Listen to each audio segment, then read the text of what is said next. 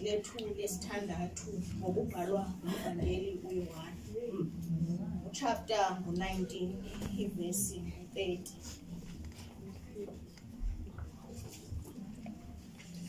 Xa ngoko uYesu wabeyamkele iviniga wathi kugqityiwe. Inkosi ke ehlala ezulwini mayisikelele ukufundwa kwelizwi. Amen. Ndicinga ndithunywe oyena msebenzi umncinci. Kuthiwe nje mandizothi kugqityiwe. Ngeli xesha sisemnqamlezweni. Apha ke emnqamlezweni sekushiyeke indidi ezimbini zabantu. Inkitha yabantu nesihlwele okanye osihamba nje abasekho apha emnqamlezweni. Sekushiyeke nje abantu abazalana noYesu. Kushiyeke abantu abebesedyuthini. Ndicinga Tata uMagalela into yobana ukusukela ngensimbi ye-12 ukuya kwinsimbi yesi-3 kukhe kwabamfili bapha emnqamlezweni. Kukhe kwathanda ukuba mnyama. Ndicinga uba yiloo nto abanye abantu baye bakhetha ukuchasela babhekele kunoYesu ngoba sebefikelwe luloyiko. Xa ubona ubumnyama mos Sister Funiwe uyakuthanda ukubhekela emuva uthanda ukuthi ungasondeli kule ndawo eneyingxaki.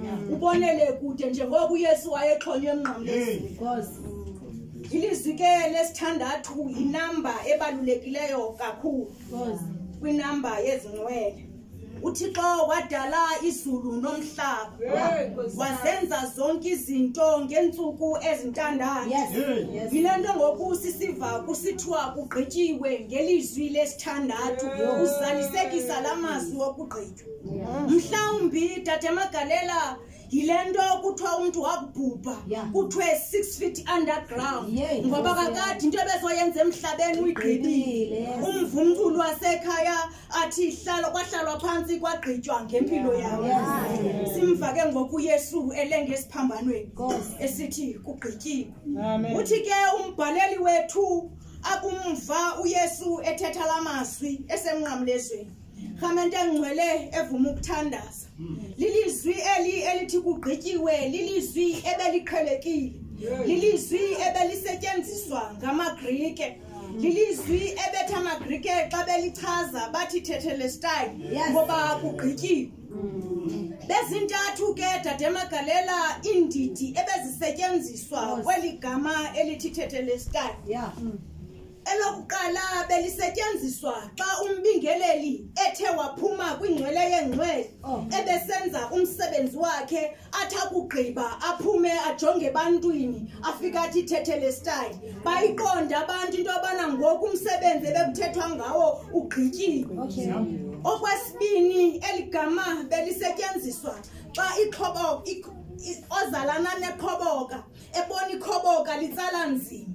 Abona into yobana kungcono bhetele ndibheke kumaster wakhe ndimkhokhele ngoba andikwazi ukumbukela ejonsa nzima.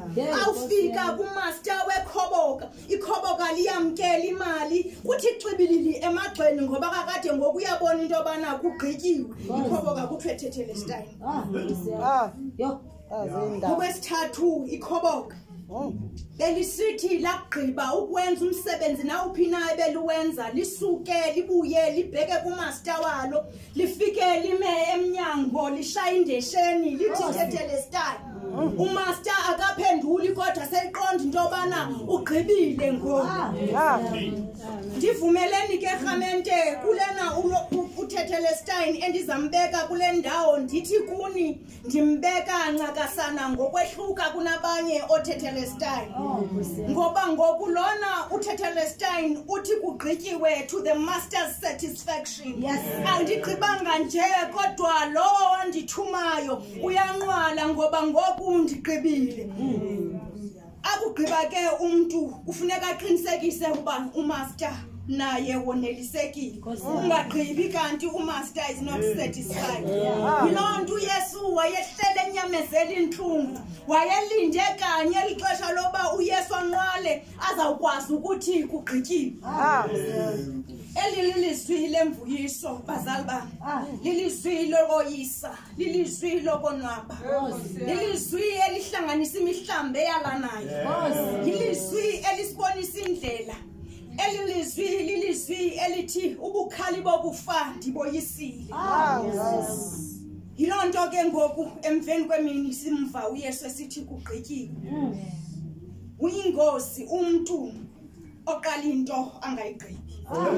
Ngoba kuhleke kakade uqale into uphinde uyigqibe wenza isiqinisekiso sokuba uyigqibile. Intoni le igqitywe nguYesu namalanga namhlanje emalanga uzosixelela into bana ugqityiwe. Iziqhwala izinto bezingakwazi ukuhamba namhlanje ziyahamba. Abagulayo namhlanje baphilisiwe. Abangevayo namhlanje bayeva. Kakade lento igqitywa inqinwa ngamazwi kaYesu athi wenjenje ukulithanda kwakhe ihlabathi ukuze ude wancama unyana bakhe kuphela kwamzele. Ityala namhlanje lihlawuliwe. Ityala licamagushelo. Ityala liphelile.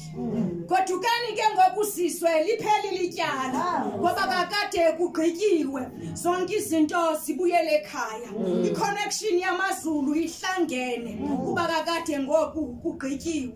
Uzawukhumbula ke sisifuniwe into bana nawe xa usokha indlu yakho emakhaya. Uyathanda into indlu yakho uyibone seyinophahla. Yilonto ngoku uThixo evuma into bana ugqityiwe ngoba zonke izinto apho bebeqale khona ukumxokoxa uye wazithwala emagxeni wakhe wazinyamezela kwade kwaba ngelixesha ufika ke ngoku ethetha nomaster wakhe emqondo obumlamleli wakhe uvumelana naye into bana azothi kugqityiwe. Ndivumeleni ke nami emveni kwemini nje ndithi amatyala wenu zonke izinto ebenijongene nazo zihlawulelwe namhlanje. uThixo uthi thatha abananasi isiphambano ngoba noba ungabheka khohlo nguYesu, noba ungabheka right nguYesu, noba ungabheka phezulu nguYesu. Kugqityiwe ngoKristu ke inkosi yethu.